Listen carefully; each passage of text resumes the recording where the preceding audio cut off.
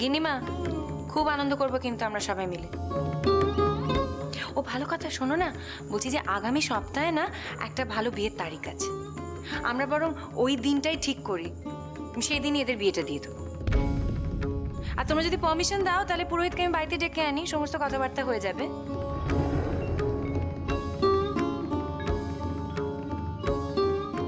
আরেকটা কথা গিন্নিমা,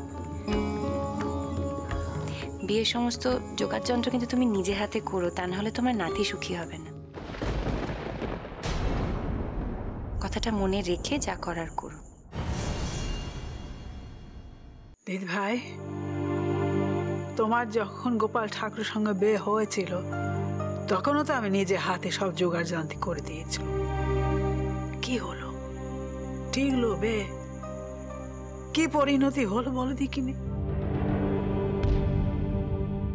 না বাবা, এ বে জোগাড় যন্ত্র আমি নিজের হাতে করে দিতে পারবো না, আমি পারবো না। বড় মা, আমকে মেরে কেটে ফেললেও আমি পারবো নিকো। যাকে আমার ছেলের বউ হিসেবে দেখেছি তারই সামনে অন্য একজনকে ছেলের বউ হিসেবে দেখতে পারবো নিকো। বিয়ের বন্দোবস্ত কিচ্ছু করতে পারবো না।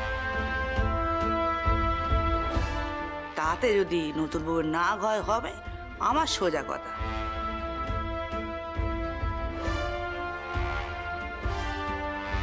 মেজমা, তুমিও কি সাহায্য করবে না? তোমার মাথায় পোকা নড়েছে বলে তো আমাদের সকলের মাথায় পোকা নড়েনি কো। যা বলেছো বলেছো, এ কথা আর বলবে না কখনো, ভুলে যাও সব কথা। এইসবের মধ্যে আমাকে জড়িয়ে নি বাবু, আমাকে জড়িয়ে নি এইসবের মধ্যে।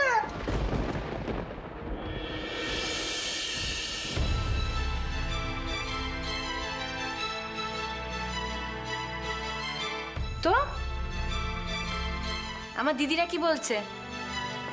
তারাও কি তাদের ঠাকুরপোর বিয়েতে এরকম ভাবে মুখ ঘুরিয়ে থাকবে নাকি? শুধু যে মুখ ঘুরিয়ে থাকবো তা নয় কো, এই বিয়ের সময় আমরা কেউ এখানেই থাকবো না, আর কি হচ্ছে না হচ্ছে তা দেখতেও আসবো নি বাপু। কি মনে করেছো তুমি বলো তো, কি মনে করেছো? তুমি যা বলবে আমাদের সব করতে হবে, তাই না? বুকের ওপর পা তো রেখে আমাদের সব করতে হবে, পারবো নি বাপু, পারবো না। তুমি একা দাও, তোমার স্বামীর বিয়ে আমাদের কোনো দরকার নেই গো। ইতিহাসে নাম লেখা হয়ে থাক তোমার। এই চলো তো রাঙা দিয়ে এখান থেকে চলো।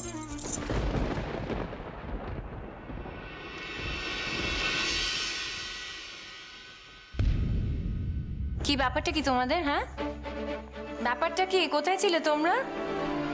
আর এখনই বা এরকম এক কোণে দূরে দাঁড়িয়ে রয়েছো কেন? ও, বুঝতে পেরেছি, তোমরা তো খুব ভালো করে জানতে আজকে কি বিষয় নিয়ে আলোচনা হবে, সেজন্য বাড়ির থেকে পালিয়েছিলে, আর এখন এরকম এক কোণে দূরে দাঁড়িয়েছো।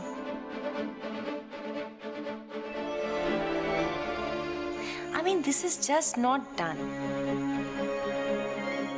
আমি অন্তত তোমাদেরকে একটু স্পোর্টিং ভেবেছিলাম। কি আচ্ছা, তোমরা তো তোমাদের বোনকে সবসময় সাপোর্ট করে এসছো, এখন কি হলো? এখন সাপোর্ট করতে পারছো না?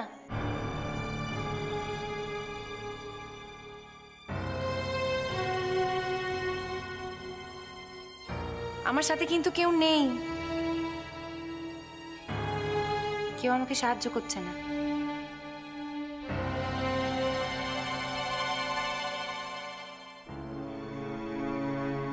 আর একটা কথা জানো তো, তোমাদের ভাইয়ের বিয়েটা যদি না হয় তাহলে কিন্তু আমি এ বাড়িতে থাকতে পারবো না।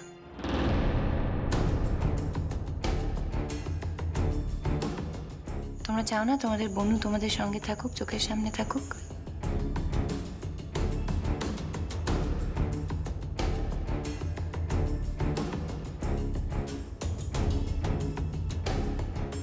আমার সাথে আর কেউ নেই,